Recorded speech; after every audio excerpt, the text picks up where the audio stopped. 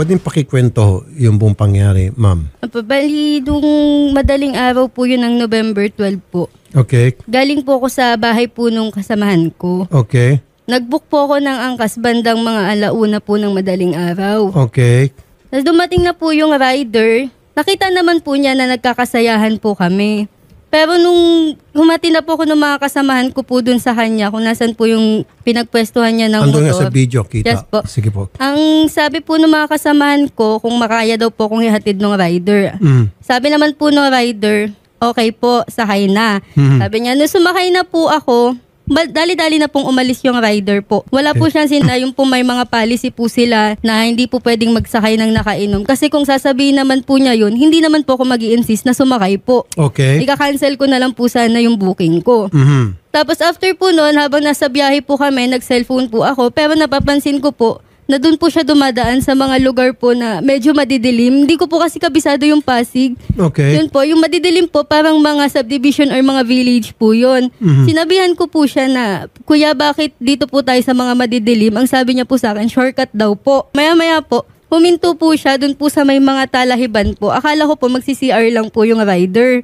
Bumaba din po ako, nagtanggal po ako ng helmet ko. Okay. Nung pagtanggal ko po ng helmet ko, nagulat po ako nung paghila niya po sa akin. Tinulak niya po ako dun sa may mga talahib po. Napahiga po ako, tapos nung paghiga ko po, napipikit po ako. Pagmulat po ng mata ko, dahil napansin ko pong binababa niya po yung short ko. Bali yung sa may kaliwang hita ko po, natanggal na po niya yung short ko, na ibaba na po niya. Tapos nakita ko po siya na sa harapan ko po na nakaluhod. Yung nag-a-attempt po siya na magtanggal na po nung pants niya. Buti na lang po, may dumaan po na mag-asawa na parang kinagulat po niya na tumigil po siya. Ang ginawa na lang po niya, yung bag ko po, kinalkal niya, sabay bato po sa akin. Yung po, doon na po ako sumigaw nang bigla pong alis ng rider. Pagtingi ko po ng tulong, chinek ko din po yung bag ko, wala na po akong cellphone, tsaka po yung wallet ko po. Tapos yung hinahingian ko po ng tulong, dalawang mag-asawa po yun. Ang sabi po nila, kaya po pala ang bilis umalis nung angkas rider po, doon po sa may talahiban, ang bilis niya po na bigla na lang pong dire-diretsyong umalis po. Yun po yung nanghingi kami ng tulong dun po sa isang tower. Dun po kami na nagpabook po sila ng Grab. Kaya nahatid po ulit ako sa bahay po nung katrabaho ko. Dun po kami nagumpisa na magpa-blatter na po dun po sa may manggahan sa barangay hall po nila. Okay. Bali yung pong katrabaho ko, ang ginawa po niya nung nasa barangay po kami, kinontak na po niya yung customer service po nung angkas po. Ang sabi po sa amin, kailangan ako daw po ang tumawag. Since natatrauma nga po ako dahil hindi ko po lubos maisip na ganun po yung mangyayari sa akin dahil palagi po ako nagbubuk sa apps po nila. Then nung hinatid po kami ng pulis po dun po sa trabaho ng asawa ko. Yun po, kinontak po namin yung angkas po. Ang sabi lang po nung angkas, hahantayin pa daw po nila na mag-response po yung rider dun po sa patawag nila. Dumating po yung hanggang umaga po, dumating na po yung gabi, hindi na po sila tumatawag sa amin para po dun sa response na sinasabi po nila. Kami na po mismo yung tumatawag sa kanila. Ang ginagawa po, dinidisconnect na po kami dun sa customer service nila. Then yung may mga number po na tumatawag, ayun pa rin po yung sinasabi nila na yung rider po hindi pa daw po nagpapakita, hindi pa daw po nag-report sa kanila, wala pa rin daw pong response. So ibig sabihin, ayaw makipag-cooperate na angkas? Yes po. Yes okay. po. Ganun po yung ginagawa nila sa amin. Tapos nung kami na po yung tatawag, mag-ring po yung cellphone nila, bigla na lang pong papatayin. Kahit po sa mga text, di na po sila nag-reply sa amin. Di ba kapag nag-book ka ng angkas, hindi pa ako nakasakay ng angkas, nakaregister doon kung ano yung plate number at sino yung driver? Bali nung nung November 12 po noon, nung tumawag po kami mag-asawa po sa angkas po nung morning, ang sabi po sa amin, alam naman po nila na may information po ako doon, na nag-book po ako, may booking po ako ng bandang 1:00 po. Ang hinihingi lang po namin is makausap namin yung rider or yung information so, lang po. So, ibig sabihin, identified nila yung rider? Yes po. Ang sabi po nila, ina-admit nila na talagang may record sila ng booking mo? Yes po. Nasa system daw po nila. Right, nasa system at nasundo ka nga talaga nung angkas? Yes po. Okay. So, bakit ayaw nila ibigay ang pangalan May para ano daw po masampahan sila, mo ng may kaso? data privacy daw po sila dahil baka daw Data po, privacy? baka daw po sila yung sampahan ng kaso ng rider. Yun po yung sinasabi nila sa amin. Teka muna, kung ang pinag-uusapan natin ay para ikaw ay makapag-imbestiga through the PNP, dapat ibigay nila. Paano Opo. ka makapagsampa ng kaso? Pinakwento po nila sa akin kung ano po yung i-report ko, ano po yung nangyari. Sinabi ko naman po lahat sa kanila. Pero ang sabi po kasi nila, kailangan pa daw po nila ng response ng rider. Nung ilang araw na po, ang tagal po naming nagantay ng tawag po nila. Kami na po yung tumawag ulit. Yung customer service po na nakausap namin, ang sabi po, nasa legal department under investigation po. Hanggang umabot na po ng 10 araw. Ganun pa din po yung sinasabi po nila sa amin. Wala pa rin Legal po department nagiging daw. response. So Opo. bakit hindi nakipag-ugnayan sa inyo yung legal department para kausapin ka? Tumatawag po sila para daw po sabihin na under investigation na po, maghantay na lang daw po kami. 10 araw na po, hindi na din po ako nakakapasok sa trabaho para po mag-ayos ng mga nawawala ko din po mga gamit. Ano Saka po yung mga ID nawala po. sa inyo? Yung mga ID ko po, tapos po yung cellphone ko, yung cellphone ko po, gamit ko po yun sa trabaho, kailangan ko po yun. Tapos yung mga ID ko po, yun na lang po kasi yung ID ko. Tapos kailangan ko pa po magpa-affidavit po. Lahat po, ginagkagastusan na po namin lahat para matapos lang po. Kailan kayong huling nakipag-ugnayan sa angkas? Bali nung November 21 po, kasi nung November 20 po, nagpa-SIM replacement po kami. Nagkaroon po kami ng bagong SIM po, SIM number po. Yun po, nagtry po kami i-open yung apps ko. Na-open naman po namin. Doon po namin... Kasi yung cellphone mo, hindi na ako nga pala niya kung saan ka Kita po nag-information namin kailangan. yung information po ng rider, yung pangalan po. Okay. At ang pangalan ng rider is Aurelio Subiera. Yes po. Okay. Final fare, 166 pesos.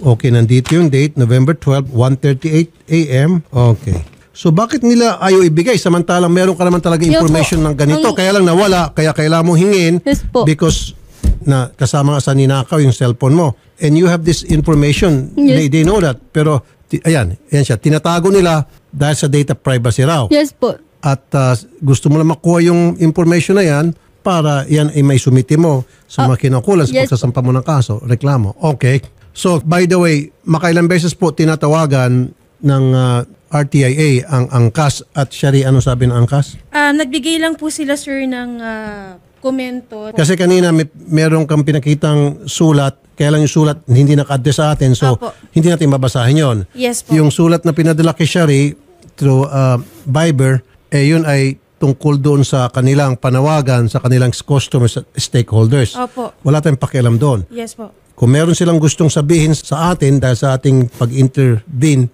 then that letter should be addressed to us. Yes po. Kung hindi naka-address sa atin, huwag natin basahin. May nakita po ako dito na suspended daw po yung biker nila habang iniimbestigahan daw po ang insidente. Ano ho napag-usapan yung November 21? Ali po nung ano po, nagsabi po kasi kami noong November 20 sa police na nakuha po namin yung SIM replacement ko po. Nakuha namin yung identity nung rider, yung pangalan po. Ang usapan po kasi namin dun po sa police station po, pag nakuha po namin yung pangalan ng rider, magfa-file na po kami nung pong kaso. Right. Pagdating po namin dun nung November 21 po, ang una pong sinabi sa amin, Sino pong nagsabi sa inyo?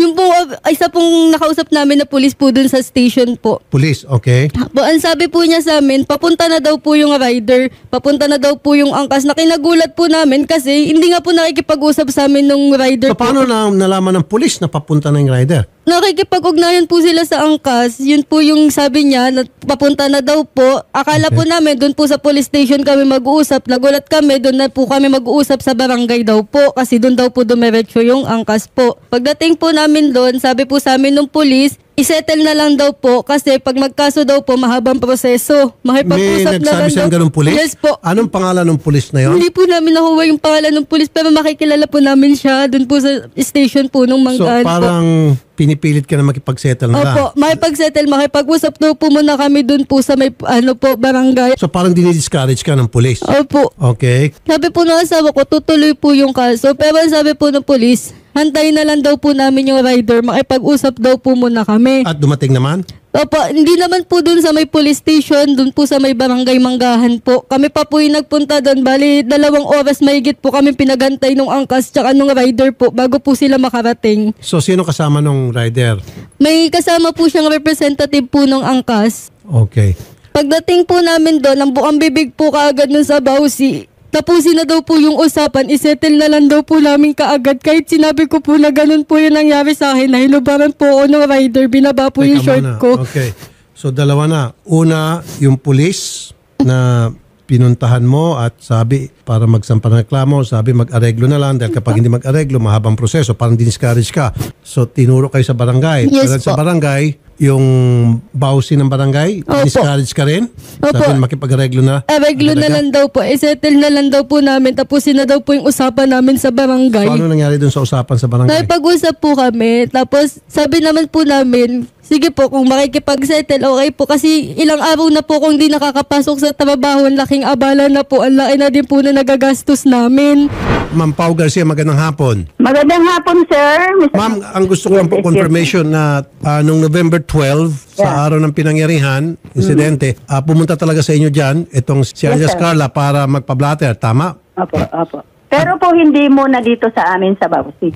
Ang nagpaano po nung 12, hindi po siya. Yung kasama po niya sa bahay ang nagpa-blatter. Okay. Yes, kasi nga at that time, nanlulumo na siya at nakainom Yes, po. siya. Inaamin naman niya yon. Yes po. Okay, sige po. Yun lang po.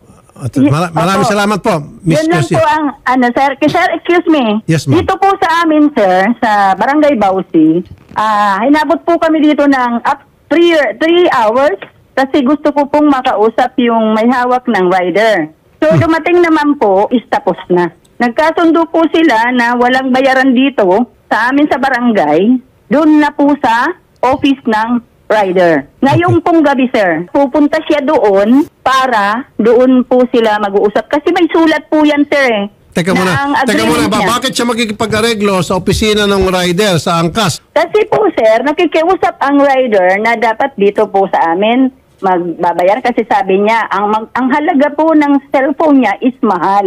Nagsulat po siya, sir, is 50,000 lahat. Pati yung laman ng wallet, yung kanyang mga IDs. Anong problema kung mahal ang sinulat niya na halaga sa areglo, kung Yan mahal na talaga nga yung po. cellphone niya?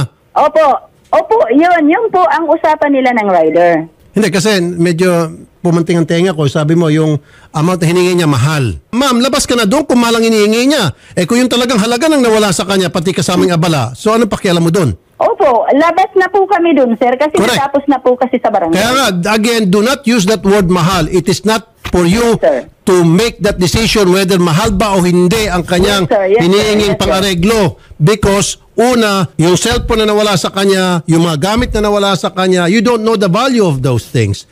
Plus, yung abala na nangyari sa kanya, so hindi mo kayang kalkulahin yon. Yes, sir. So, Yes, do sir. not make that Accepted. assumption agad na mahal.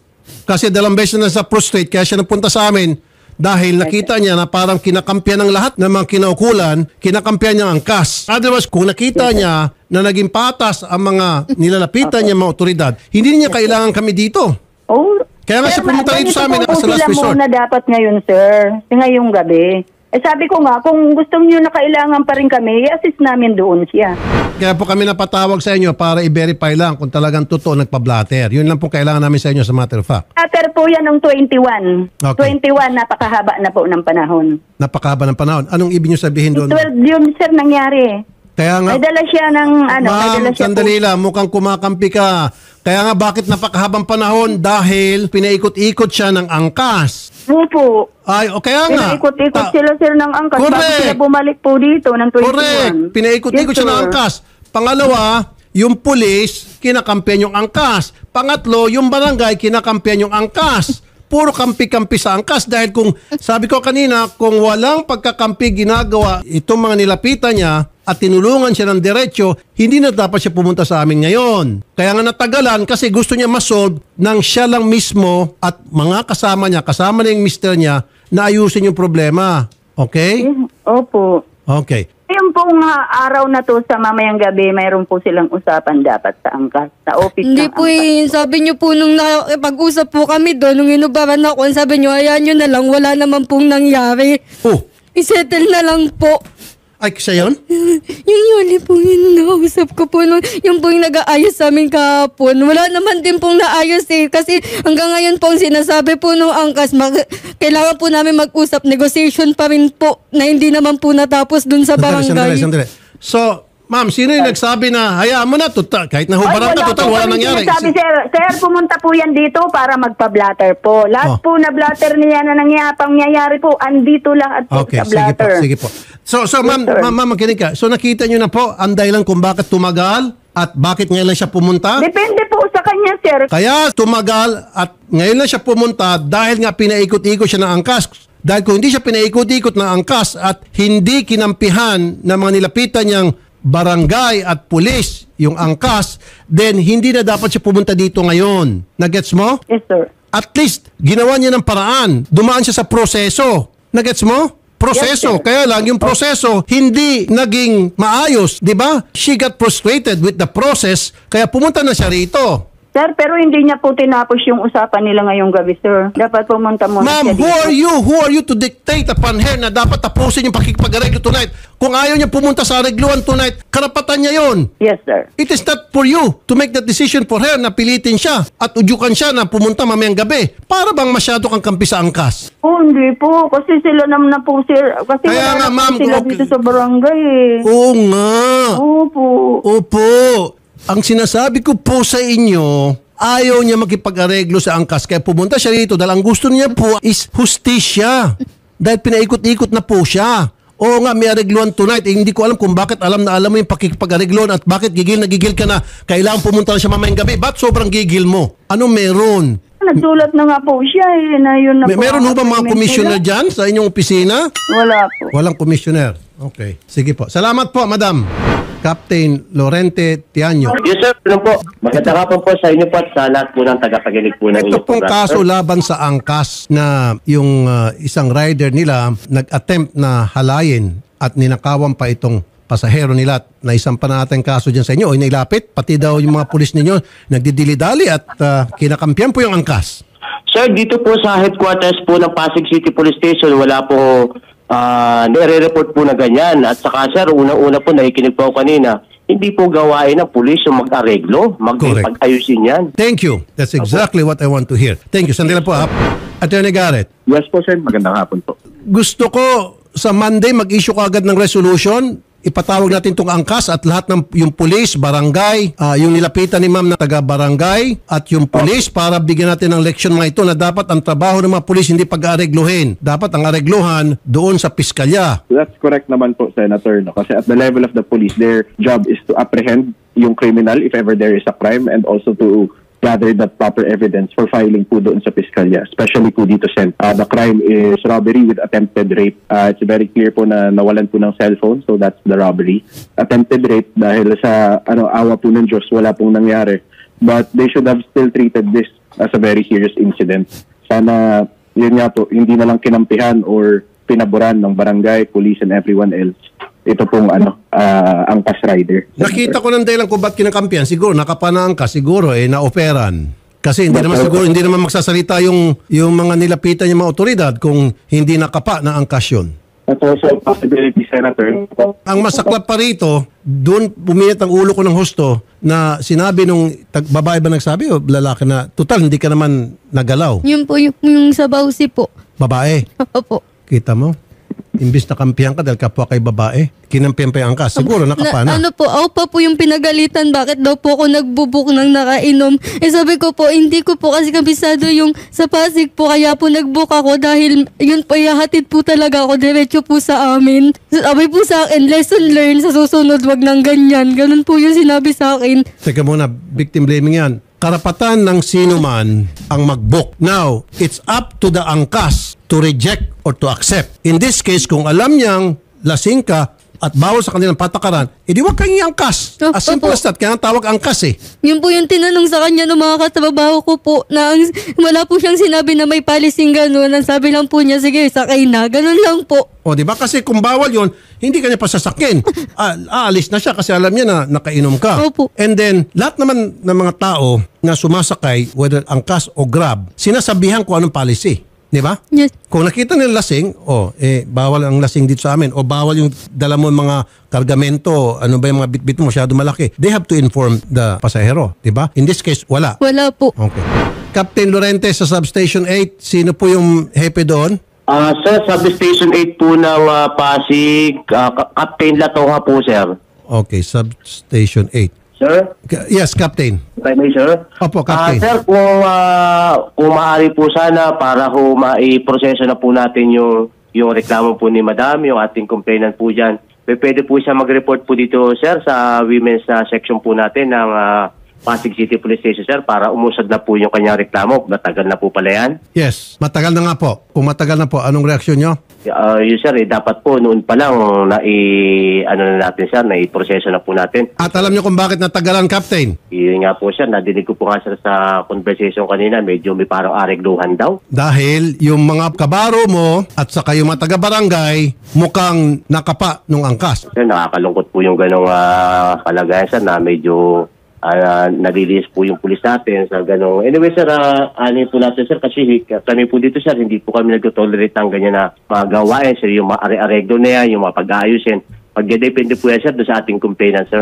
Para sa kapakanan ng mga kabaro mo, sige. Yes, sir. Sabihin mo anong sistema, proseso, kapag halimbawa meron lumapit dyan sa inyo para magsampa ng kaso. May pumunta po sa amin nagko-complain, ina-assist po namin yan, sir. Kung ano po yung gusto niyang gawin, sir, kung gusto niya po magreklamo laban po doon sa narereklamo niya at kung yung tao po ay subject for arrest pa, gagawin po ng mga pulis po natin yon. Ayun. At hindi ninyo i-discourage yung nagreklamo na wag na magsampa ng kaso kasi napakahaba ng proseso niyan, abala lang, etc. etc.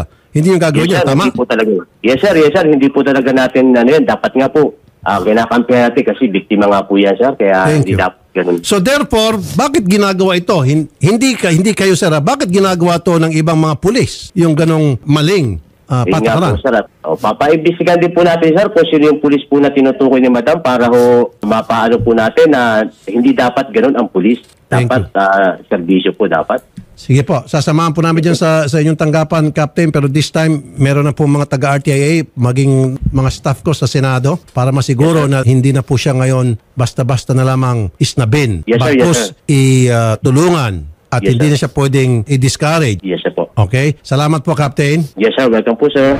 Attorney Garrett. Yes po, Senator. So, Monday, i-resolution ka muna, and Yes. then agad-agad patawag natin itong angkas. Yes po, Sen. Also, gusto ko lang po i-comment, Sen, no? Very curious yung action ng angkas. Kasi based on yung katulad po nilang mga applications like Grab, hindi po nila empleyado ang mga riders. And so bakit nila kailangan protektahan? That they should cooperate with the victim. After all, they hold the best evidence as the identity and the location of the crime po, Sen. Gusto ko, Attorney Garrett, sa resolution, yung presidente at CEO ng angkas, kapag hindi siya pumunta sa Senado, ipapaso mo natin. We can coordinate po with the committee para sila po ang target natin for the subpoena po ng sa hearing po natin gagawin. Sino ba nag-regulate sa angkas? Angkas is regulated through the LTFRB rin po ata. Tawagin din yung LTFRB. Yes, po. Ipatawag natin yung LTFRB, Opo.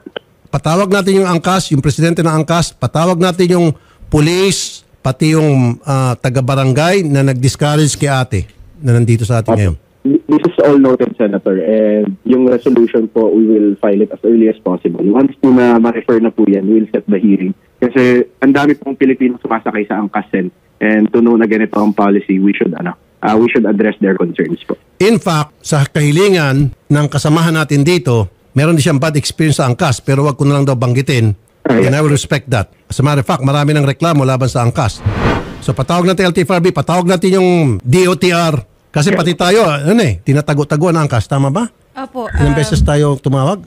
Opo, tumatawag na rin po tayo ngayon. Kasi kinukuha po natin dun sa kanilang public affairs yung details po ng case, details po ng rider. Hindi po nila na ibibigay doon sa researcher natin. Opo.